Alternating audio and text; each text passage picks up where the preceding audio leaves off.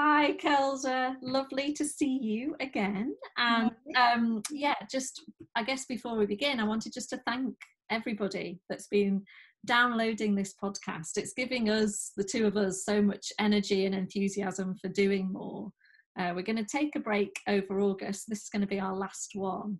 But we'd really like to hear from people if there are specific subjects that you'd quite like us to discuss when we come back in September. But really thanks to everybody for really supporting us and encouraging us over the last few months. So today's subject is all about anxiety, and it stemmed really from the two of us having a conversation last week where we discussed anxiety and almost tried to look at it in a fresh way and figure it out. And as we were talking, we decided, didn't we, that actually maybe we should be recording this because there's some interesting ideas that we've both got in terms of living with anxiety or helping people with anxiety. So hopefully today is about, if you are somebody that has anxiety, giving you some thoughts and ideas and strategies to cope.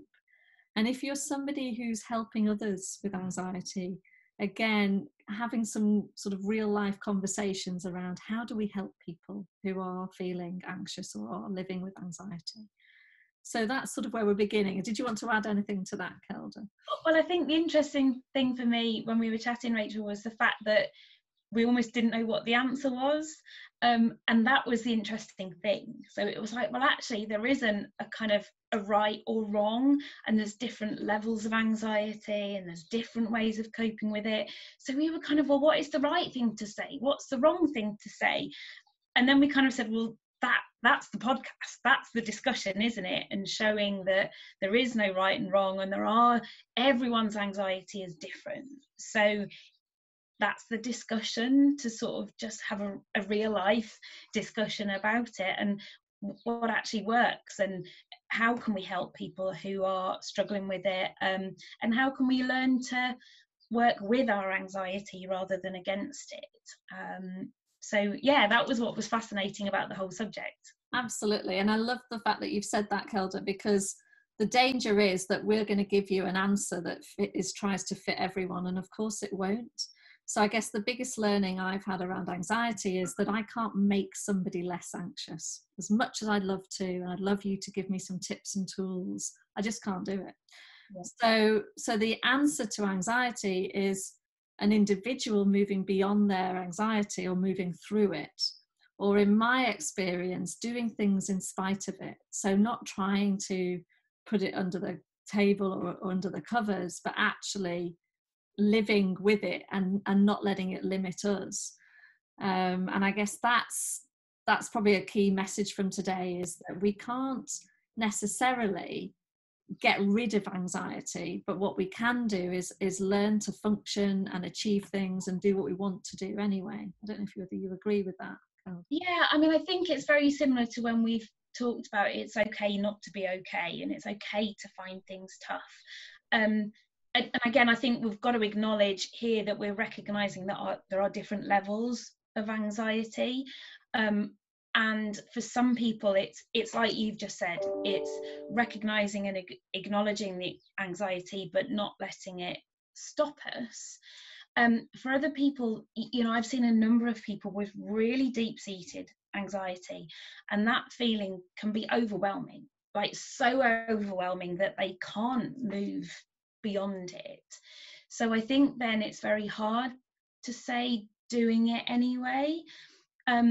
So for me, it's then about recognizing that anxiety and learning to manage it, so that you have a number of coping strategies in place in order to recognize and then manage that anxiety. And if I can, I'm going to come straight in with a little story, Rachel, because that just got me thinking of one young person I work with who very illogical anxiety. They had no idea where it came from, but when it came, it was totally overwhelming and it stopped them. They became so worried about everything that it really stopped them from going to school, going out with their friends, from being happy. They just were miserable, stuck in a room in their house, convinced of that lots of irrational things were going to happen. So what we actually did was we gave their anxiety a name. We turned them into a person. So let's say we called their anxiety Johnny. And then she wrote a letter to Johnny while Johnny wasn't hijacking things, and kind of explained how he was making her feel. But then we also created a number of coping strategies, and one involved listening to music, a number of sort of tunes. One involved a smell, so that when she started to feel anxious and like Johnny was kind of taking over, she'll get the smell. The other was a feel, because we recognise that sometimes, let's say she was in the middle of school, she couldn't always play a tune or get a smell. So we created a little trigger that was actually just her doing this with her fingers. But when she was in a good, calm place, she would create this sort of positive trigger that allowed her to manage when she started to feel anxious, allowed her to manage it. What was really interesting was she then sent me a message saying, can I create a text account for Johnny? I was like, of course you can, whatever works for you. So she would text Johnny with how she was feeling. And so if he was starting to take over, she would text him and say, Johnny, can you please stop doing this? Because it's really stopping me from enjoying or whatever.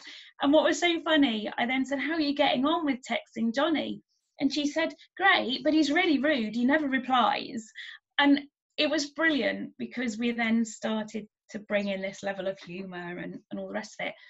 So hers was a really deep-seated anxiety that was stopping her from being able to move beyond it. But we put all these coping strategies in place when she was in a calm state of mind, because once you start to get anxious, you can't think rationally anyway. So she almost had a little crib sheet then of what her steps were when she started to feel anxious. I will play that tune. I will text Johnny. I will smell that smell. We got 5 things. And that when she started to feel the anxiety rising, she would get the crib sheet out, because once she was anxious, she couldn't think logically to do it herself. So she would get the crib sheet out and follow the steps. And that enabled her to actually develop a relationship with her anxiety that wasn't a negative one. And that was what enabled her to move past it. So I think that was a very long-winded answer to your question, Rachel. And I think there's another level of anxiety that we can talk about, but I'm just very aware that for some people listening to that, they might go, well, it's all well and good you saying that, you don't understand how I feel when I'm feeling anxious, and it's too overwhelming to be able to just move beyond it, you know. What that's telling me though, Kelda, is a couple of things just to highlight. I think it's a fantastic story, and we could probably end the podcast there and it would be brilliant. So, but what it's saying to me is that anxiety, when we are able to take a step away from it and look at it rationally in a calm state, it's our imagination. It's absolutely linked to that. And sometimes I think that we forget, don't we, that we can have a good imagination as well as a bad imagination. But often, I guess my experience of anxiety is me going into spiraling around all the possible things that could happen that I don't want to happen. And I don't always balance that with spiraling with the good things that can happen. And you know, I've kind of got to, because it keeps on coming out when we're talking, that this is so linked to the chimp paradox. You know, that when you're saying imagining the what ifs, well, that's your chimp. That's your chimp protecting you from the what ifs. Whereas the more rational, logical thinking is, well, that might not happen.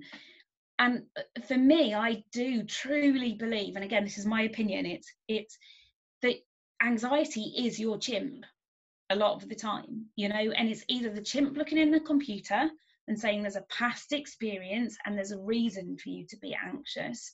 Or it's your chimp jumping to conclusions, getting paranoid, wanting to protect you, and that anxiety stops you from doing something. So there's a really strong link between anxiety and the chimp paradox that we've already talked about, which I think it's a really good awareness to have for anybody feeling anxious, that anxiety is your chimp a lot of the time hijacking things.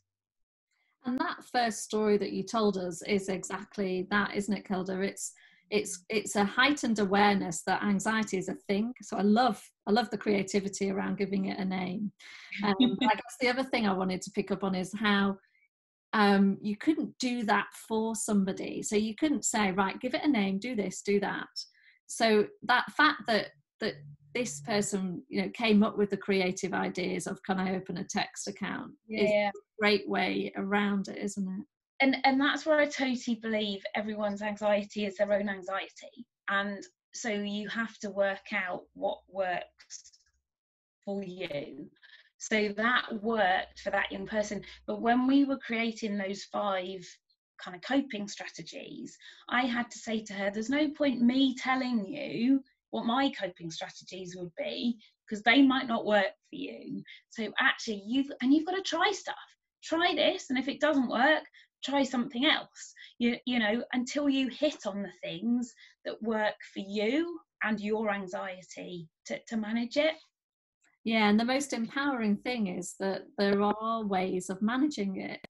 It's not about making it disappear, which is much harder to do, but it's about saying, when it arrives, I know what I'll do. I've got some things I'm going to do when it arrives. And interestingly, I just remember when I, a number of years back, felt very anxious. I was having panic attacks about things.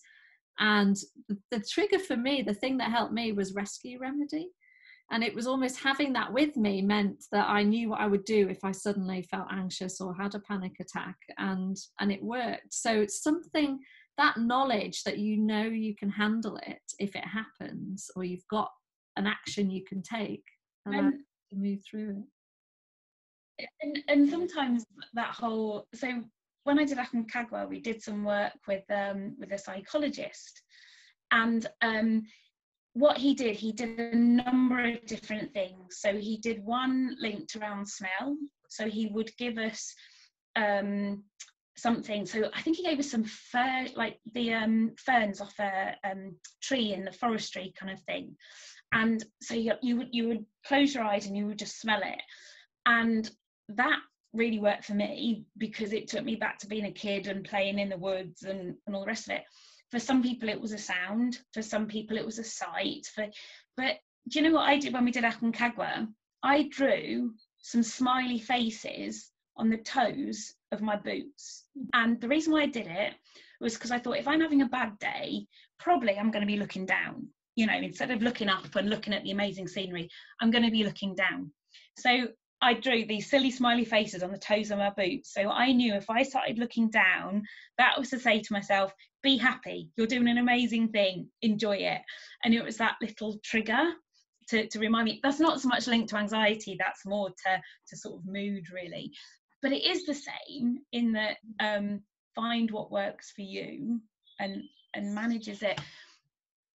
And I'm kind of aware as we're talking here, Rachel, that we are going down this is going to sound terrible, but that's kind of the beauty in the discussion we had, Rachel, isn't it? The sort of soft approach to anxiety. And I think it's really important that we do recognise and acknowledge it.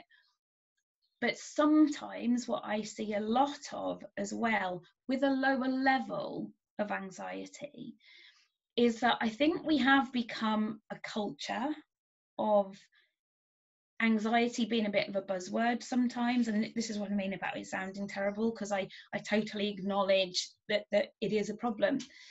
But I see a lot of people that they are labelled with anxiety, and then they kind of start playing out that label, which almost goes back to the Google search bar when we talked about it. You know, depending on what you put in your search bar is what you see.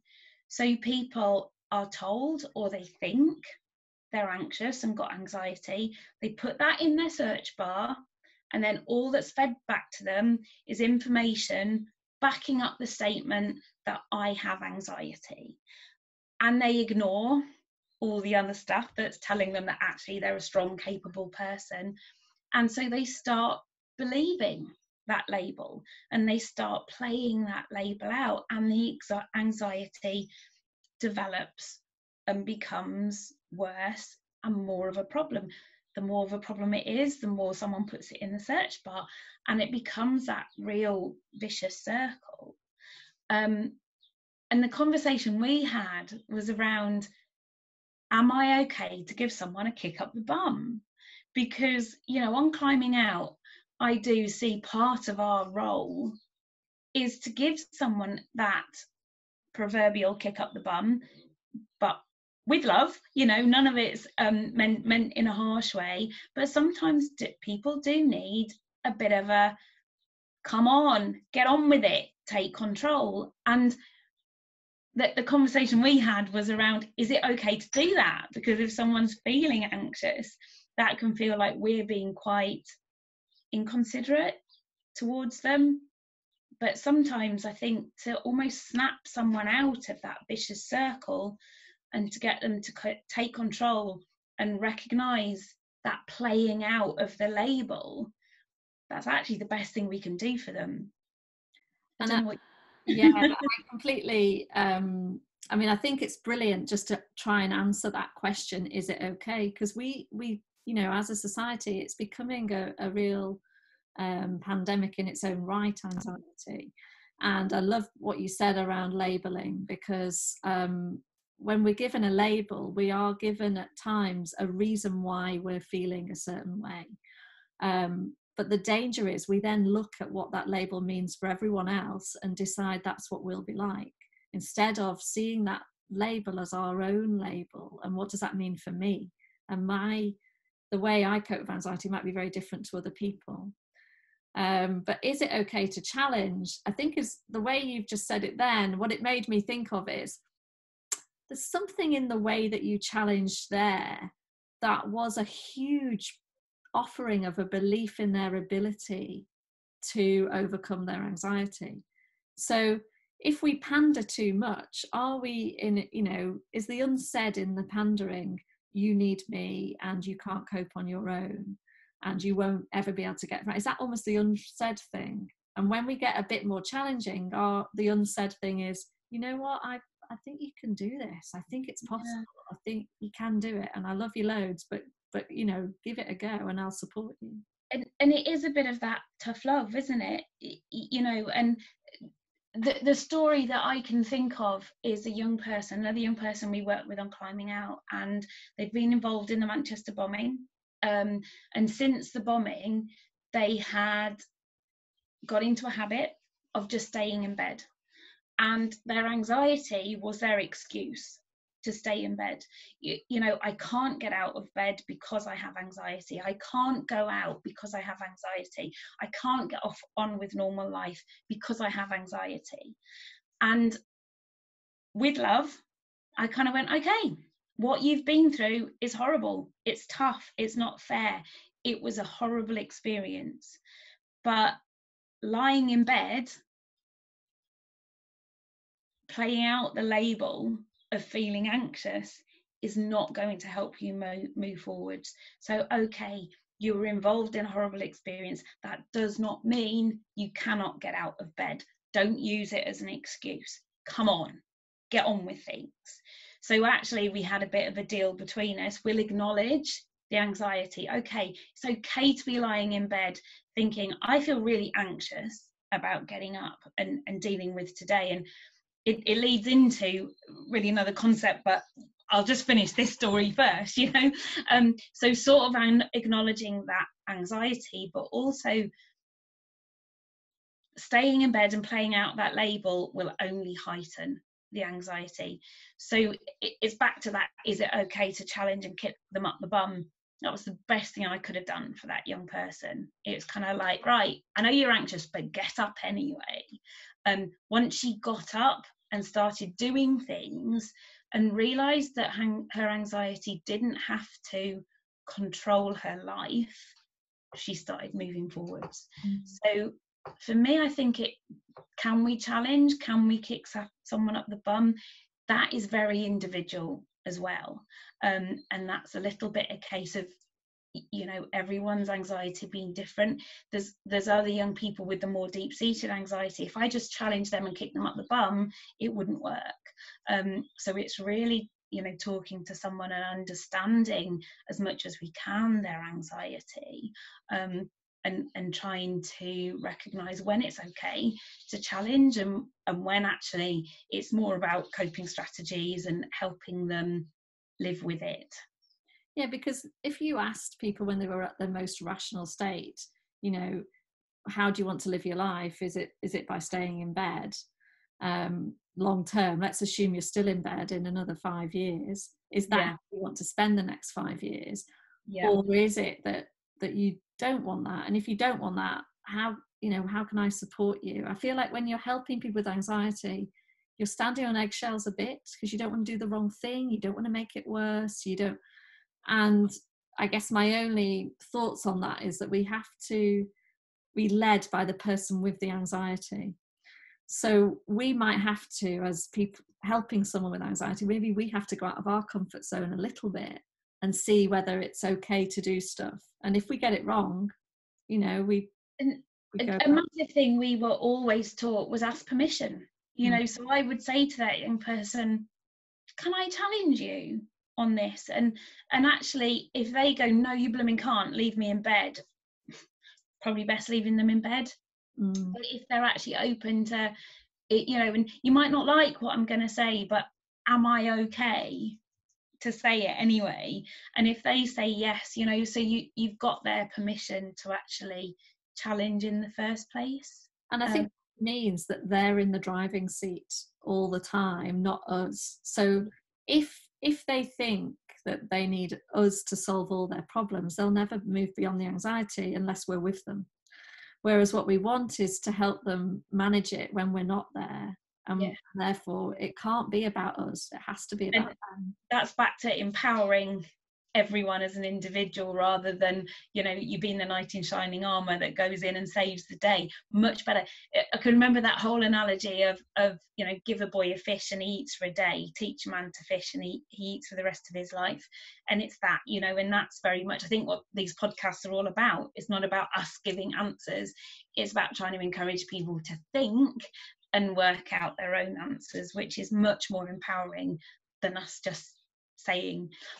Having said that, I am going to give one thing that really works for me, but I'm gonna relate it actually back to that young person and the Manchester bombing, because I think it's very relevant.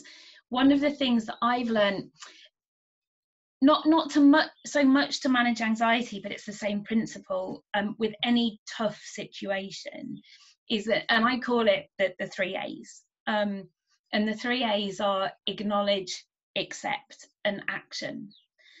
Now, I think that's a huge tool for helping manage anxiety.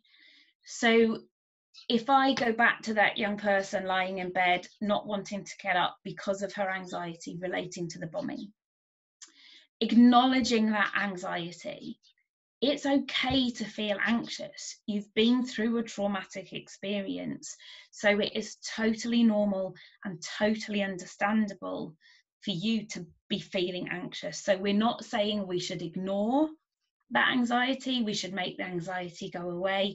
We're going to recognize it and acknowledge it, and acknowledge that there's a reason for it. And then the second A, which is accept. Accepting that anxiety. So you've been involved in a terrorist attack. There is going to be consequences on how you feel having been involved in a terrorist attack. One of those consequences is anxiety. We can't do anything about that. It's happened. It sucks, but it's happened.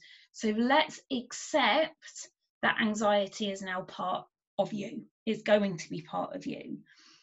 Once you can acknowledge and accept it, you can almost start to let it go, because instead of fighting it, you're acknowledging and accepting. So it can almost be put to one side because you have acknowledged and accepted it. But then the important thing is the third A, which is the action. Okay, I've acknowledged it's there. I've accepted I can't do anything about why it's there. But what action can I take? So for that young person, the action was actually making myself still get out of bed, making myself still go and do something. And actually then I start to realize that the anxiety hasn't got to destroy the rest of my life because I spend it in bed. I'm going to take control, I'm going to manage it, and I'm going to do something. And a little bit the same with the young person I talked about before with the Johnny, and writing a letter and texting. Her action was putting those coping strategies in place. Once you're taking action, you're in control. You're in control of your anxiety. And once you can start to control it, that's empowering to you. So actually you can use your anxiety to make you stronger.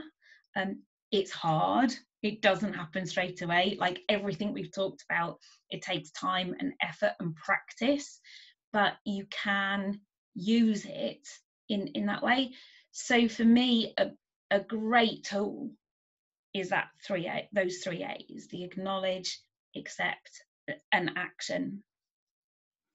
I love it. Thank you, Kelda. And as you were talking, I was thinking about a tool that I've used in my coaching, and I think we said right at the beginning, there are two types of anxiety potentially. There's anxiety, which is, as you've just described, part of your life because of something that's happened or because of how you are as a person or whatever reasons. It's almost always there. And then I think there are moments of anxiety, times when we feel anxious, but it's not always there, but there are moments because of what we're doing. And there's a tool that I've used quite a bit called the 45 degrees tool, and almost living above the 45. So if you imagine an axis of Y and X, so Y is the vertical axis, and that's challenge, that represents challenge, and X are your skills and ability. So the line, the 45-degree angle, is where your skills meet the challenge that you've got at the moment. And we would often think that's our ideal state. Our skills meet the challenge we've got. But we can also call that line our comfort zone, because obviously our skills meet the challenge that we've got. So when we are out of our comfort zone, if we are, if the challenge is higher than what we believe our skills and abilities to be, or our experience up to now to be, that's when, for me, anxiety can click in, because we're above the 45 and we're in this place of unknown. We don't know what's going to happen. We don't know if we're capable. We don't know if we're going to suddenly, fall flat on our faces or make a huge mistake or fail at what we're trying to do. And so that place of unknown is where anxiety can show up, and for me it shows up as a feeling of feeling sick. So that almost ability, I can't quite let go of this constant sicky feeling, if that makes sense. And I remember sharing this tool, which is not my tool, by the way, so if anybody would like it, please drop me an email and I can send you the person who came up with it. But I remember sharing this with my family and then talking at a different time about how sick I felt, and my husband just going, but you're just living above the 45. And it just makes me think of your acceptance thing. It's like, yeah, so okay, so that's because I'm out of my comfort zone, and of course I'm going to feel a bit sick. I don't have to, maybe I can live with that a bit longer now I know what it is, as opposed to quickly get back to my comfort zone and say I'm not going to do something I thought I was going to do. And I'm kind of, I know I'm sort of looking like I want to put in there, Rachel, because I think that's really interesting as well, in that the last podcast we did around fear and your relationship with fear. And you say about when you're over that 45-degree line and that sicky feeling. You see, I also think you can be over that 45-degree line and have a really excited feeling, because my perception of that would be, awesome. This is where I'm learning new stuff. This is where I'm stretching myself a bit. This is where it's a bit of a challenge.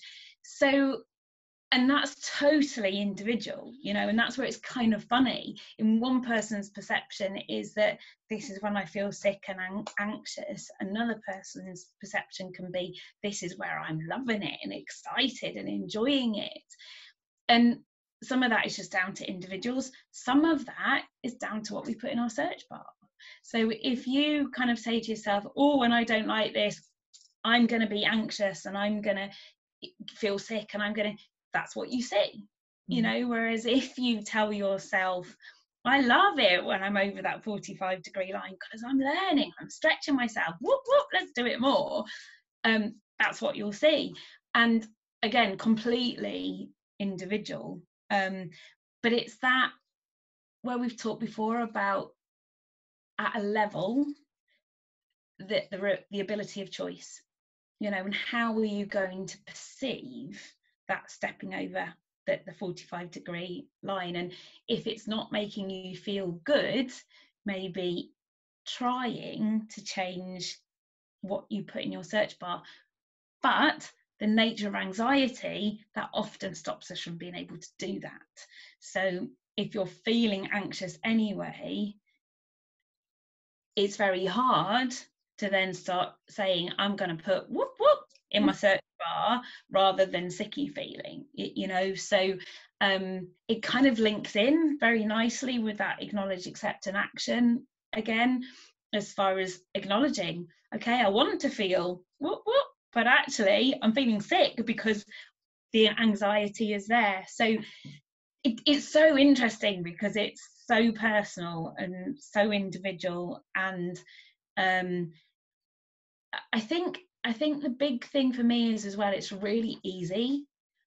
As we had this discussion, Rachel, about an example of a time when we'd felt anxious, and I actually said, I'm lucky enough not really to get anxious. I mean, I can look at the Atlantic and yes, I was anxious before I set off, but hey, who wouldn't be when you're about to solo row the Atlantic? But on a normal day-to-day level, I don't get anxious. So I sometimes struggle to understand, well, why can't you just change what you're putting in your search bar? Like just think exciting rather than thinking. That's really easy for me to say as someone sitting here who's lucky enough not to be affected by anxiety. But I've seen enough people that when that becomes overwhelming, you can't always change what you're putting in your search bar. You can't always just control or change how you perceive your anxiety. So that's where it's such an interesting discussion, in that, you know, once I guess what we've said already about learning a bit of prevention is better than cure, having your coping strategies in place, the acknowledging, the accepting. So it's such a diverse and interesting subject. And I guess that's what we try and say through these podcasts, isn't it? You know, work it out. Like, think about your anxiety. Is it like this? Is it like that? What works for you? When it, you know, really getting to know your anxiety well and understanding it, rather than just either trying to ignore it or just going, I have anxiety and it's going to stop me. You know, okay, let's get to know our anxiety. Let's understand it. Let's work out what causes it. Let's work out why. What's our evidence? Because actually, sometimes if we have evidence, you know, someone's had a car crash and then they're feeling anxious about driving on the motorway again. Well, yeah, quite right too, because the last time you drove on the motorway, you had a car crash. So if we have evidence of why we're feeling anxious, then we can recognize that that's logical to feel anxious. But if you're feeling anxious about getting in a car, but you've never had a car crash, you've never had a bad experience, you can kind of go, well, where's my evidence? Where's my evidence to feel anxious about this? So just really getting to know your anxiety, I think, is important. Yeah, Keldon, I'm conscious we probably need to start to summarise where we're at, but I just wanted to just reflect on it, what you said then, which is there's good evidence as well as bad evidence. So yes, the last time I got in a car, I was in a crash. So I've got a reason for feeling anxious. But actually, let me just remind myself, for the last 20 years, I've been in a car and not had a crash. And sometimes we don't always, when we're feeling anxious, we're not able to balance it. Again, it's a bit like the chimp and the human, being very logical, and the chimp just going for the most recent experience and deciding that will happen again. And we can again use it as a positive way. I did have an accident in October and it was quite a bad one, and still now whenever I pull out, change lanes, anything like that, I just didn't see a car coming and they came straight into me. And my worry was, well, if I didn't see him, what else do I not see?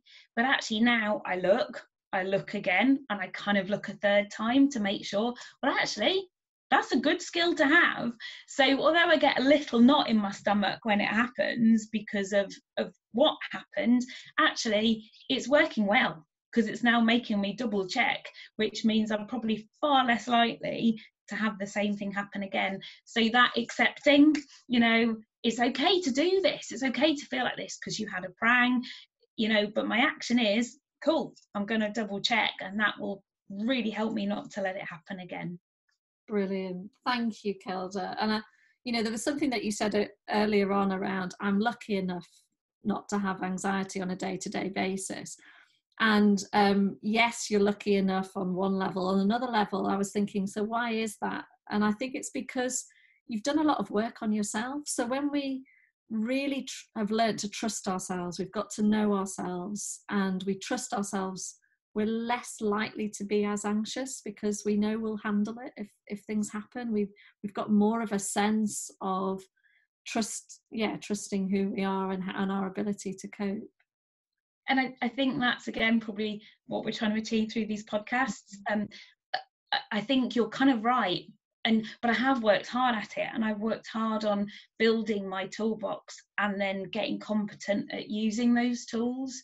So actually, through the podcasts, hopefully we're sharing some tools, and then it's up to anyone listening to then take those tools, practice using them, and get good at using them, and then that will hopefully help a lot of people to manage whatever challenges they're facing.